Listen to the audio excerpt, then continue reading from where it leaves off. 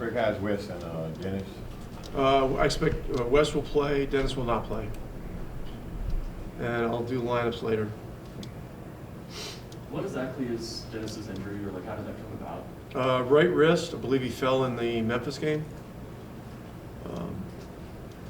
And so it's just not right yet. So he's not going to go. Rick Dwight won the NBA Cares Community Assist Award for the month of October. Just talk about what that means to him and his organization.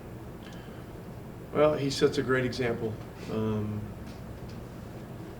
The organization that he raised money for is very unique. It's a very personal thing to him, and it's going to help a lot of people that are hit by cancer in ways that very few of us can imagine.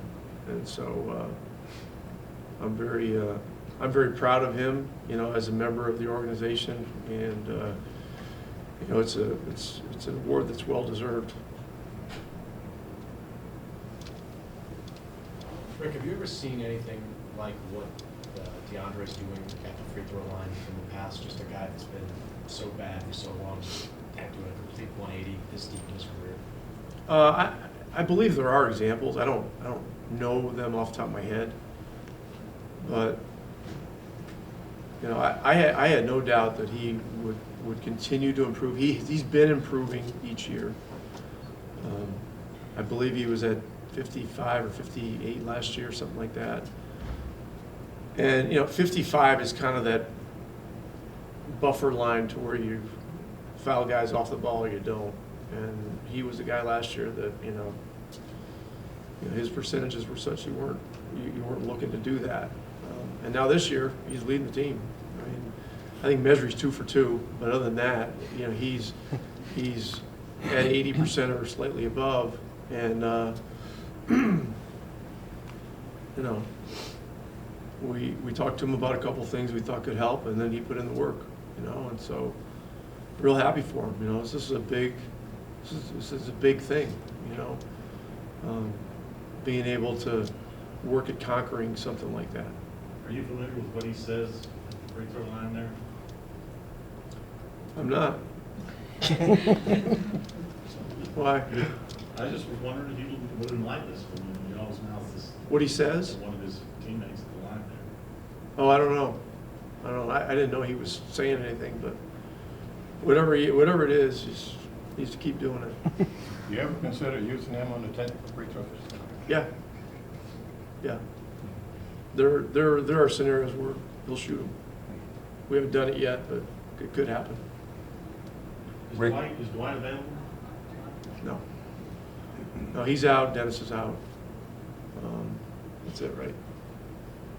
Rick, as you and the league are gradually sort of moving towards more close 2s and 3s and less mid-range, but then knowing you've got a player like Harrison who has a tremendous aptitude for that, and when he does well, like Wednesday night, for example, when you typically do well as a team, has there been any challenge in terms of finding what the right balance is for him in terms of how many mid-range shots you want to see out of him and how many opportunities in that area of the floor? No, I don't believe you can put a number on it.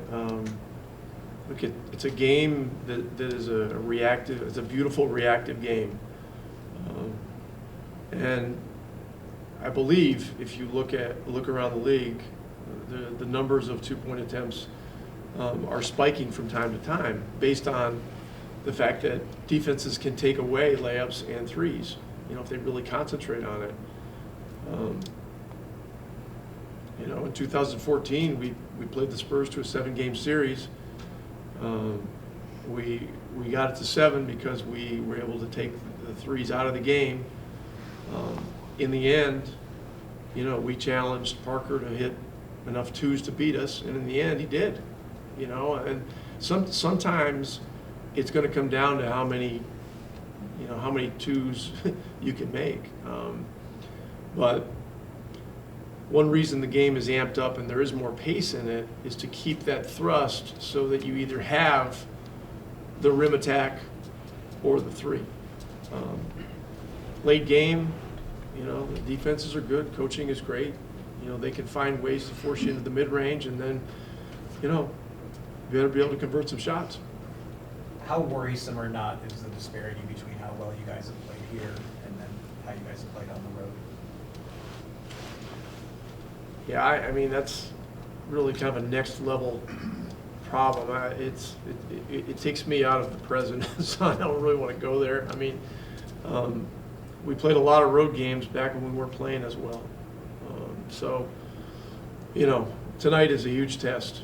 Boston's they're a high level team with great coaching and great depth. And, you know, this is a top team in the league regardless of what the record is at this particular moment. So we got to concentrate on this. And then, you know, we'll have a couple days of practice and get ready to go on the road. And, you know, Houston and LA are both playing well, and we'll be tested. You know, I thought we played well in Memphis. We didn't play great in the fourth quarter, but I thought we played a very competitive game, gave ourselves a chance. And then the game in Chicago was a tight game. We were missing some guys, and we were still able to win. So I draw some positives from those things, but we got to keep our eye on the ball tonight here.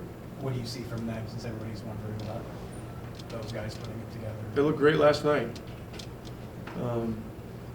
It's a tough league. There's more parity. There's hard-playing teams coming at you every night. In their case, they're a very high-profile team because, you know, they were in the conference finals last year. They're getting a lot of people's best games, and we're going to have to throw one of those at them tonight. Rick, what are your expectations for Wesley after missing 4 of 5, and what does his presence mean in the matchup against Boston? Well, when he's out, I really miss him. I just think, he's just one of our grinding competitors. You know, he always wants a tough matchup. He brings a level of outside shooting that's unique and with long range. And, he's one of our leaders. So having him out there